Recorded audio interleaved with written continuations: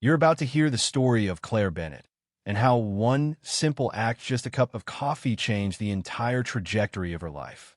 It was a slow, gray Tuesday afternoon at Briar Lane Diner, the kind of calm that blankets a place when the rain drizzles steadily outside and everything inside hums with routine.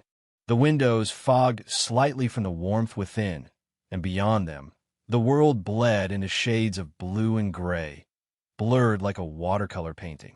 Inside, though, the air was rich with the scent of pancakes, bacon, and fresh coffee. It wasn't just heat from the ovens that warmed the room, it was the familiar voices, the laughter between regulars, the way people settled in like they belonged.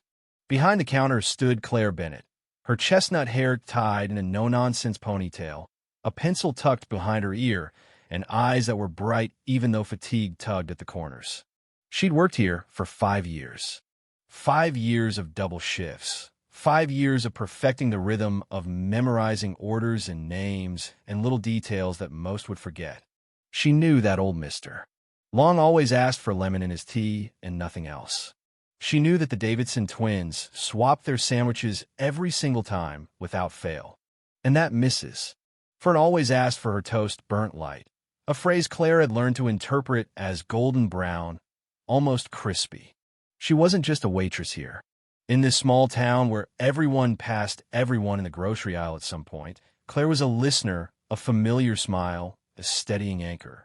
Briar Lane Diner was more than just her job. It was a rhythm she'd grown into, a place that had come to know her as intimately as she knew it. "Order up," called Ramon from the kitchen, sliding a plate of pancakes topped with fresh berries across the window. Claire grabbed the plate with the ease of someone who had done this 1,000 times. She brought it over to a young mom whose toddler was busy scribbling on a placemat with a red crayon. "Can I get you anything else?" Claire asked with a gentle smile, already sliding the syrup across the table before the mother could speak. "No, we're perfect," the woman answered gratefully, her child clapping gleefully at the sight of the pancakes.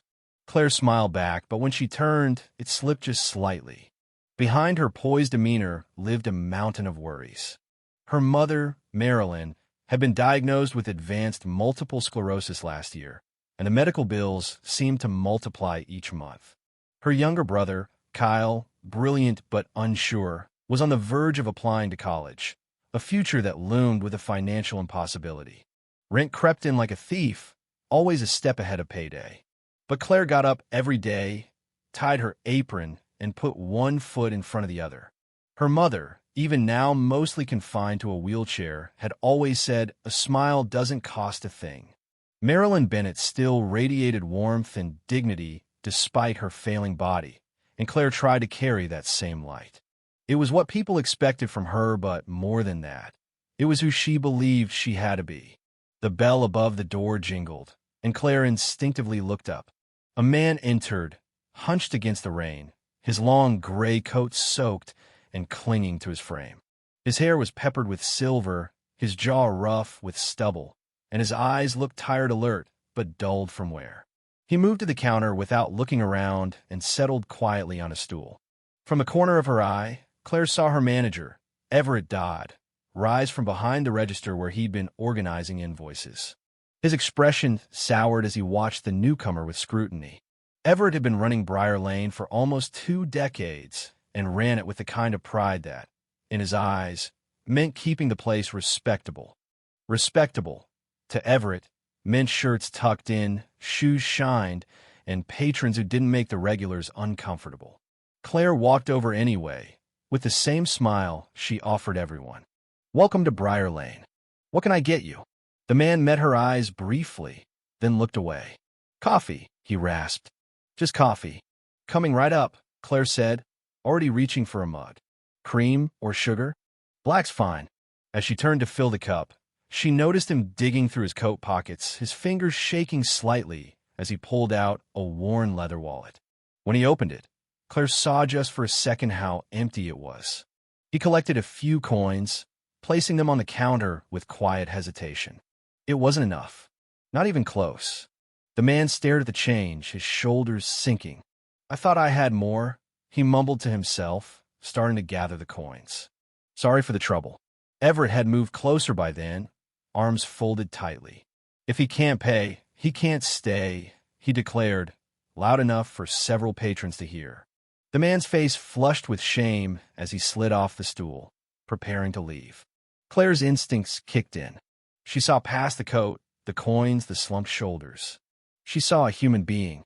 Without hesitation, she filled a mug, placed it gently in front of him, and said softly, "It's on me. Everyone deserves a warm cup on a rainy day." The man stared at her. For a long second, his eyes just held hers, and something shifted. There was surprise there, gratitude, maybe even something like dignity returning. "Thank you," he said quietly, wrapping his hand around the cup as though it held more than coffee, as though it held hope. Everett's jaw clenched, but he said nothing, turning sharply and disappearing into his office.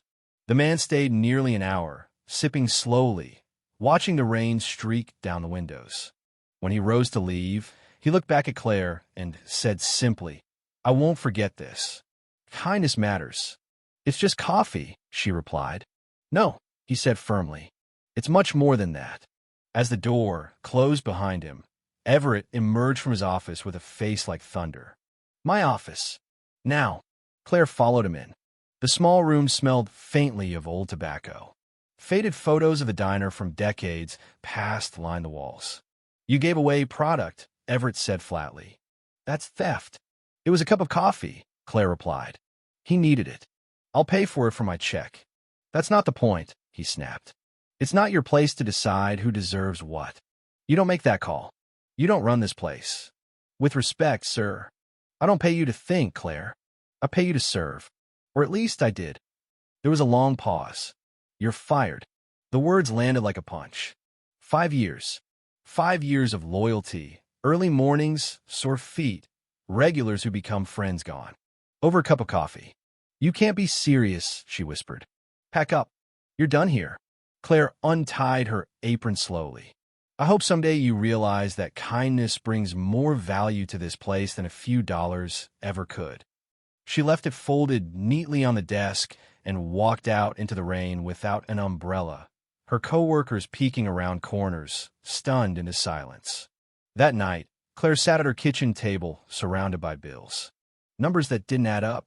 Kyle's college applications unopened. Her mom rolled into the room, took one look at her daughter's face, and asked, "What happened, sweetie?" Claire explained everything.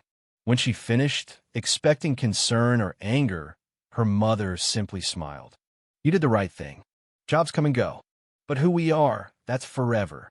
Who we are doesn't pay the rent, Mom." "No," Marilyn said gently, squeezing her hand. "But it's what matters." The next morning, the doorbell rang.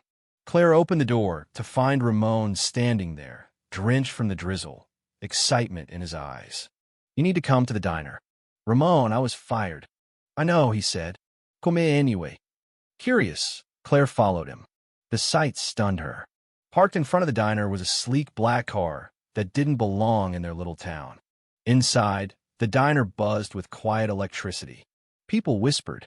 At the counter sat the man from the day before, only now he was clean-shaven, in a sharp navy suit, posture tall and confident. Beside him stood Everett, pale and speechless. The man rose when Claire entered. "Calvin Rhodes," he said, extending a hand. "CEO of Marlowe Hospitality." Claire blinked. Marlowe Hospitality owned dozens of restaurants, including, she realized, with a Jolt Briar Lane diner. "I wasn't entirely truthful yesterday," Calvin continued. "I've been visiting locations unannounced, observing how staff treat everyone, not just the ones with full wallets." He smiled at her. "You were the only person out of 15 stops who showed kindness with no expectation of reward. You reminded me why I started this company." He looked at Everett and reminded me how far some locations have drifted. Turning back to Claire, he said, "I'd like to offer you a new position. Customer Experience Manager, Northeast Region. Full benefits. Strong salary." Claire stood frozen. "And," Calvin added, "after hearing about your family, we're establishing a health fund for your mom and a scholarship for your brother." Tears filled Claire's eyes. Why are you doing all this?" "Because yesterday, you didn't just serve coffee. You serve humanity." Say yes, he smiled, and maybe pour me another cup of that incredible coffee. 3 months later, Claire stood on stage at Marlowe Hospitality's regional conference, speaking to a packed room. My mom's here today, she said, her voice clear. And my brother just started college last month. This all started with a moment that felt so small. Just one cup of coffee. But it reminded me and reminds others that kindness is the heart of real service. The crowd erupted in applause. Claire looked out across the room. She smiled. Because kindness, she knew now, didn't just change the course of her life, it had built something far greater. Something that would ripple outward endlessly,